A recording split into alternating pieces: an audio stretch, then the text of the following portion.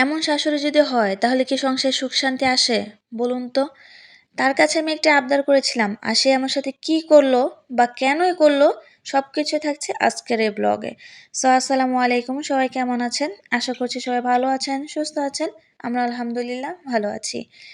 গতকালকে শাশুড়ি মায়ের কাছে একটি আবদার করেছিলাম। আবদারটি ছিল খুব ছোট। তার কাছে আমি বলেছিলাম আমার খুদের ভাত খেতে ইচ্ছে করছে। আর সে কি করলো জানেন? তার পরের দিন সকালে আমার জন্য খুদের ভাত রান্না করেছে। আপনারা কি অবাক হচ্ছেন? হ্যাঁ, আসলেই। আমি আপনার সাথে একটু দুষ্টুমি করছিলাম, মাইন্ড করবেন না। আমার শাশুড়ির কাছে আমি আবদার করার সাথে সাথেই পরের দিন সকালে আমার শাশুড়ি আমাকে ফোন দিয়ে বলছিল যে, "তুমি তো খুদের ভাত খেতে চাইছো, তো চলে আসো বাসায়।" তো তার কথা মোতাবেক চলে যাই বাসায়। তো যাওয়ার পরে দেখি সে সবকিছু রেডি করছিল। আমি জাস্ট তার ভিডিওগুলো নিচ্ছিলাম। আমি কোনো কাজই করিনি।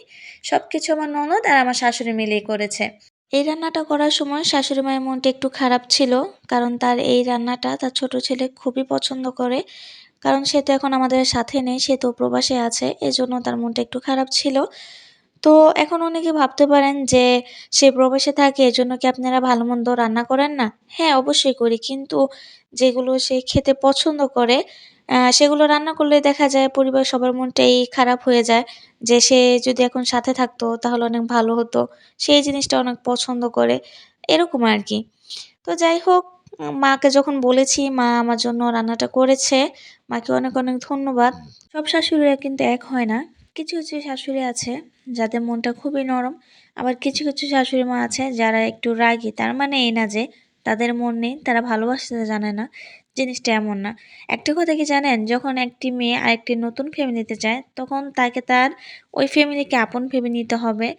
সেখানে যদি সে সবার মন জোগাতে পারে, সবার মন রেখে চলতে পারে, সবার মনে তার ভালোবাসা জন্মাতে পারে, তাহলে একটা সময় দেখা যায় সে পরিবারের মানুষও তাকে ভালোবাসে, তাকে সম্মান করে, মেয়ের মতোই যত্ন করে। তাই সেটা প্রয়োজন শুধু শাশুড়ি মায়েদের না, সেটা প্রয়োজন বউদের জন্য যাতে সে সেই ফ্যামিলিতে গিয়ে সব মানুষকে নিজের আপন করে নিতে পারে।